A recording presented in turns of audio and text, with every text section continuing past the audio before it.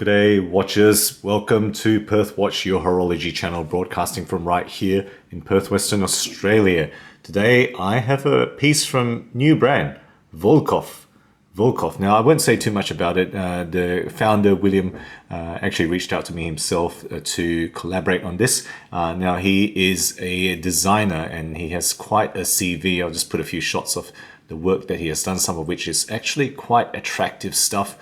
He wanted to make a watch that is different and stands out, and hopefully you'll agree with me that I think he's achieved precisely what he set out to do. So this is the box, pretty nice, cardboard. Not, that's probably just a 2 out of 5. It's a bit grippy. It won't spin on this particular table. Now he's also sent me a travel package that fits the watch, so very handy. This is in leather. Just open up the packaging to show you. So there's a bit of felt there, which is pretty cool. Warranty card with my name and whatnot. And then the instruction manual, which, I'm not gonna kind of labor on the actual instruction of the movement, because you all know how a Sellita SW200 works, but I just wanted to show you because it's pretty cool in terms of the design, the font.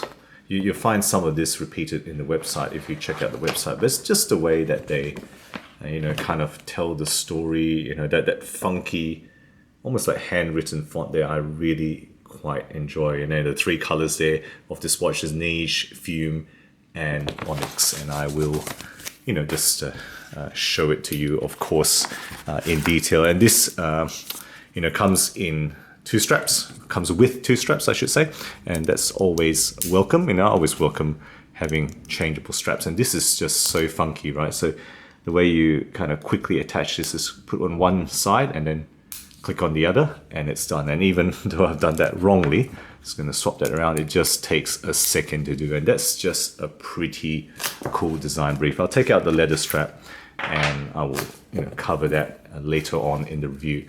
So guys, this is the Wolkov W22 in Neige Chrome. I might be saying that wrongly, but anyway, I think it's the French word for snow, which is why you're getting this white dial here. Let me know how to pronounce it if you know better than me. And now the full price of this is $13.80 USD. So it is fairly pricey. I think you're paying a lot for the original design, and that is worth something. I think we should all be ready to pay for design, but there can be a discussion about whether this ultimately is worth it in many collectors' eyes. Check out the full details on the website if you want to. As I said, it does come in a fume as well as an onyx color, so a blue starburst as well as a black dial version.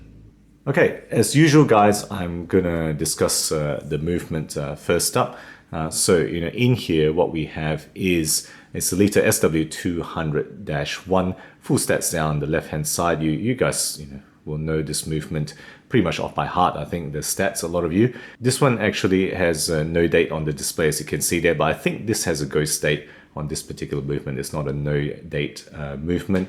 In terms of the accuracy, this is running a bit fast. It's running about plus 15 or 16 seconds per day in the roughly 10 days I've had this running non-stop. Right, moving on then. So the case is cool. The case is 37 millimeters wide. Okay, the case itself, but if you measure the arms, include the arms, it's actually 45 millimeters. The height of the case, I guess this dimension here, is 47. Okay, so that's what you're gonna take into account for sizing, I think. If you really want the full lug to lug between my 2 thumbs there, that's actually 67, but I don't think that's a realistic measure because obviously this arms move up and down. The between lug distance here is 24 millimeters. I don't think that matters to a lot of us because you can't really swap the strap itself out. You have to buy it with these proprietary kind of interchangeable arms here. The case thickness is 11.5 millimeters as I have measured it with calipers, so that's really what is coming up to. Overall weight with the straps on is 127 grams, pretty much the same with the leather or this polyamide strap that they've provided. In terms of finishing, so what we're having here is a fully polished case. Includes the back, includes the whole arm armature here. Everything is polished. There are some etched details on the case back that you can see there, hopefully. Okay, that's really the only kind of differential, etching that you get in the case. Otherwise, fully polished, and then you get this plain crown on the top here. All right, the case back, as you can see there, is secured by 6 screws. Right, you can see there, 6 screws holding it down. There is a tinted mineral glass display back there, right, that shows you that Sellita. This is actually a bit dark. You can barely see it, even though that rotor obviously has some customization. I reckon that window should be a bit lighter. That's my opinion. So that crown is a push crown. Now, this watch construction is only rated for 30 meters, and I reckon that's fine. With a watch like this, I'm not going to expect being able to swim with it, and certainly I wouldn't with the leather backing on these straps here. Right, moving on to the dial then. What we have here, guys, is a laser-cut, multi-layered satin white dial. They call this snow. I call it satin white, whatever. Let me know what you think it looks like to you. It's got raised chrome indices and numerals, and it's got linear red highlights right down the middle there. There's kind of nice little red highlights going from the 6 to 12 position, and that does definitely add a splash of color to this dial, which is cool. I really appreciate the design thought that has gone in here. The hands are interesting, right? There's a chrome teardrop shaped hour hand.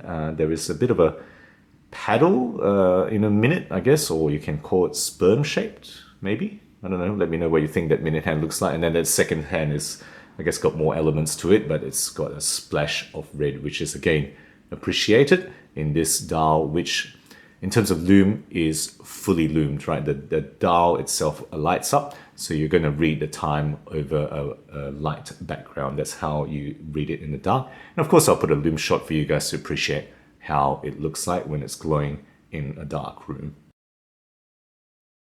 Okay, moving on from there, on top of the dial, simple flat sapphire crystal with some anti-reflective coating, and that's not badly done. Just a simple flat sapphire here. Straps wise, okay, so I've shown you these armatures and how it connects to the case, and this is a red polyamide leather. This looks, in some lighting, this looks orange to me, but officially it's red with leather backing here, and it also comes with a light brown stitch leather, right? Genuine leather. These are the 2 straps it comes in, and these are 2 default ones you will see in the packaging on the website. Okay, then just simple polished hardware there, nothing too special. Right, so that's the entire description of the watch. Let's snap it on the wrist for a wrist shot for you guys now. And there we have it, guys, the W22 in Neige chrome on my wrist. Now remember, only 11.5 millimeters tall. I might remeasure that and maybe I got that wrong, but anyway, I think it's 11.5, and that's how it looks like with this red polyamide, leather back strap. I'm just going to take these off, and I want to just quickly show it to you in the brown leather. Of course, I can't get away with not showing that. And there it is on the light brown leather. Okay, so guys, what have I enjoyed about this? Look, I think courageous original design concept, right? Really great, brave design. Great handset, very interesting, and dial perforations and design, really cool laser cut there. And the armatures, these are the very cool highlights here. I like the cool change strap mechanism, quick change strap mechanism. That's really quite handy, just so easy to just snap on and off. Great colors that they provided. I particularly like this. I have to say, I like this more than the leather. That's just so eye-catching. I really enjoy wearing that, and good quality straps. Both the straps are very good quality. This is very supple, and the white dial is fresh. I really like that with the orange highlights. Just an attractive combination, and definitely a great talking piece. So quite a few people have seen this on the wrist, and it definitely is a very easy conversation starter and something I enjoy very much. Any weaknesses? Well, I think the white dial with 3 hands, not the easiest to read. Right, it just sometimes just fades away. I think the black dial would be the easiest, but that's just me, and I do think that the contrast is lacking in some lighting, but maybe I should have chosen the black if that's the case. Not the most legible in my opinion. The strap system does mean it's a bit hypermobile. So when I wear this on the wrist, it does, even when I wear it in the setting which is tight for me, that smallest one, it actually allows me to still rotate it all around. You know, because these are so mobile. I should have shown it on the wrist here, but yeah, that's a slight, you know, weakness. I think it does tend to want to, you know, turn over to this side of the wrist sometimes, and that can be slightly annoying, but that's just on my wrist. Maybe if your wrist is flatter, it won't be the case. Lastly, I would say, you know, this darkness, I think they really should have made that lighter so we can see that nicely customized rotor. And overall, you know, as always, for micro brand, pricing can be a challenge at $13.80. My feeling is that this will probably only sell on sale, maybe when it goes below 1,000, but let me know what you think about a watch like this. You know, it's not officially Swiss made. So, you know, it's designed by a European, I think designed in China, not Swiss made. So with that pricing, I suspect they will have to kind of let go of a bit of the pricing to move the units. That's my feeling. So there you go, guys, my review of the Wolkov W22 Neige in chrome finishing. Let me know your thoughts. I've really quite enjoyed this piece. I look forward to hearing your comments below. And as always, thank you for sticking with me. I'll see you guys next time.